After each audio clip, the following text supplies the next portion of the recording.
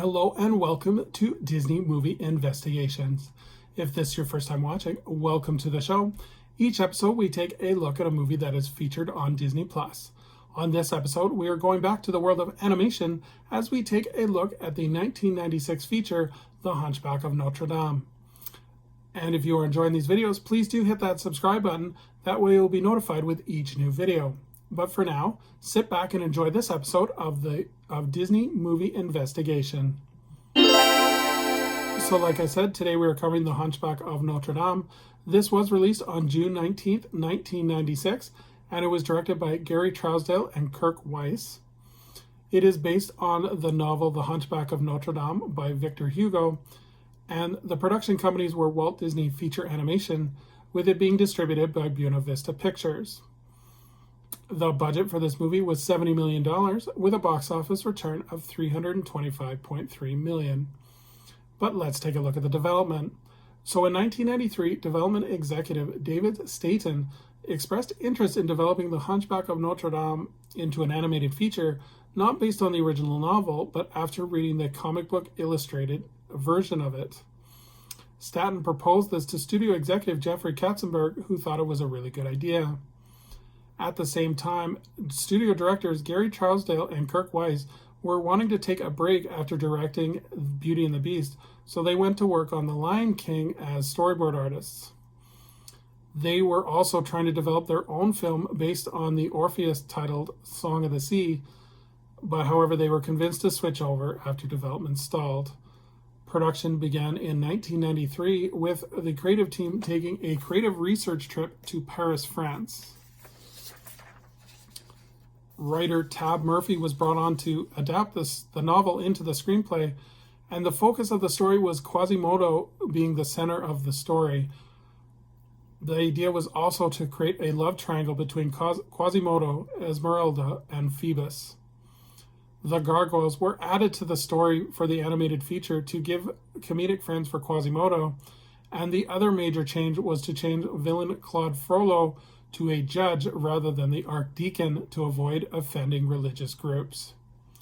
So if we take a look at the animation, alongside Pocahontas, Hunchback was actually the first project to be produced in the brand new feature animation building in Burbank. And animators being busy with Lion King and Pocahontas, animators were brought in from both Canada and the United Kingdom. And also, because of the overwhelming demands on the project, most of the animation team, while they started in the new animation building, were moved into a warehouse facility in Glendale, and this building was actually nicknamed The Sanctuary. Other animation studios in Disneyland Paris and Walt Disney World in Florida were also given scenes to animate, and this kind of gives a background to the overwhelming nature of this project. CGI animation was also used for the crowd scenes in the Festival of the Fools and the climax scene involving Quasimodo. And in a little bit of a cameo, we can see Belle in the movie as well, reading a book during the song Out There. So let's take a look at the casting. So in late 1993, Cyndi Lauper was attached to provide a voice. Lauper wrongfully assumed that she would be voicing Esmeralda. However, she was shocked to find out that she was actually one of the gargoyles named Quinn. After further story development, it was actually determined that Lauper was too youthful to play one of the gargoyles and was released. Other actors considered for the gargoyles were Arsenio Hall, Jay Leno, and David Letterman. Actors considered for Quasimodo included Meatloaf and Mandy Patinkin. Anthony Hopkins was offered the role of Judge Frollo, however he turned down the offer as he did not want to appear in an animated film. So let's take a look at who we have in the voice cast. So in the role of Quasimodo, we have Tom Hewlett. Demi Moore provides the voice of Esmeralda. Kevin Kline provides the voice of Phoebus, Captain Phoebus. Tony Jay is the voice of our villain, Judge Frollo. Paul Candle is Chaplain Truffaut, he's mostly seen in the Festival of Fools sequences. Jason Alexander of Seinfeld fame provides the voice of Hugo. Charles Kimmenbrough provides the voice of Victor. Mary Wicks provides the voice of Laverne, and this would be her final acting role. And David Ogden Stiers provides the voice of the Archdeacon. So now that we know the players, let's take a look at the plot. So in 15th century Paris, Choplin, the puppeteer, tells the story of Quasimodo, the misshapen but gentle soul bell ringer of Notre Dame, who was nearly killed as a baby by Claude Frollo, the minister of justice.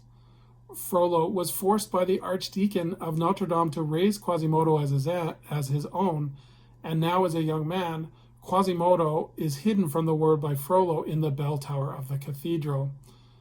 But it is during the Festival of Fools that Quasimodo, cheered on by his gargoyle friends Victor, Hugo, and Laverne, decide to take part in the festivities, where he meets the lovely gypsy girl Esmeralda and the handsome soldier Phoebus.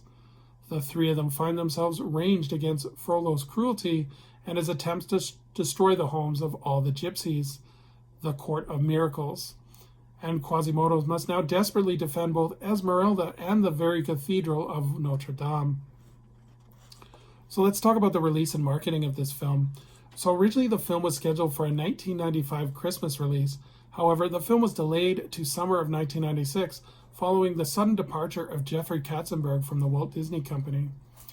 The film had a massive premiere at New Orleans Superdome, where it had 6 screens displayed throughout the Superdome, and then it was preceded by a parade down French Quarter utilizing floats and cast members from Walt Disney World.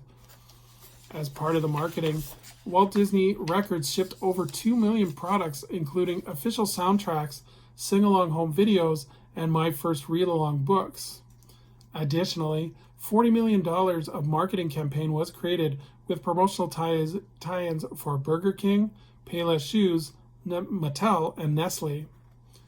By 1997, Disney had earned nearly $500 million in profit based on spin-offs of the film products. A video game was also released called The Hunchback of Notre Dame Topsy-Turvy, which was released by Disney Interactive for the PC and the Nintendo Game Boy. Also, this came years later, but a world based on the movie would also be featured in the Kingdom Hearts Dream Drop Distance. So let's take a look at the legacy of the film. So the film was nominated for an Academy Award for Best Original Score, and the film would actually be adapted into a stage musical written and directed by James Lapine, produced by Walt Disney Theatrical in Berlin, Germany. It ran from 1999 to 2002 in Germany and then premiered in San Diego on October 28, 2014. Disney Comics also created a spin-off of The Hunchback of Notre Dame and featured 2 stories based on the film. In June 28, 1999, a sequel was announced called The Hunchback of Notre Dame 2, The Secret of the Bells, slated for fall of 1999. This, however, was delayed from the original release date to accommodate Jennifer Love Hewitt to record I'm Going to Love You for the soundtrack. It was released as a direct-to-video sequel in 2002. We will cover that movie in a future video on its own. It does definitely have some unique points. So as well, in the House of Mouse television show, Quasimodo, Esmeralda, Frollo, Hugo, Laverne, and Victor all make cameo appearances. And finally, in future news, a live-action remake was announced in January of 2019, with Josh Gad signing on as producer and playing Quasimodo. The Hunchback of Notre Dame also has a presence in the theme parks, as from 1997 to 2002, Disney MGM Studios in Orlando, Florida, hosted a live-action stage version of the film, and the show was called The Hunchback of Notre Dame, a musical adventure, and this took place in the Backlot Theater, and it would feature songs from the original movie, and it replaced the Spirit of Pocahontas stage show. The show was part of a Walt Disney World 25th anniversary celebration. Disneyland also had a stage version of the show called The Hunchback of Notre Dame Festival of Fools, and this took place in the Big Thunder Ranch area, which was also rethemed to the film. It included areas including Esmeralda's Cottage, Festival of Fools outdoor restaurant, Unfortunately, this only lasted till 2006, where it would be rethemed again to feature characters from Home on the Range. Ultimately, this area would close forever in 2016 to make room for Star Wars Galaxy's Edge. The characters also appeared for photo ops and meet and greets, and the characters also appear as statues in Choplin's Music Box in Fantasyland. So would I recommend this movie? I think this movie is great. I think it's an underrated gem that often does not get the attention because it was so close to Lion King, which kind of like blocked out the sun in terms of popularity. I think the characters are great and well defined. I think both Quasimodo and Esmeralda really stand out as non-traditional characters. The empathy given by Esmeralda makes her really appealing. Her character design really good as well. I also love the villain Frollo as he shows his conflict about what his calling is and what he believes is the good of France. And it's definitely a religious thing, religious battle too, because a lot of the song, his villain song, is about saving his soul. So the songs, like I said, are great with Alan Menken and Stephen Schwartz doing a great variety. It also has emotional impacts with the songs out there being really effective and God Help the Outcasts. And lastly, the animation is breathtaking. Great shots of landscapes of Paris and a use of the CGI really adds to it. Like the climax of the film is really well done.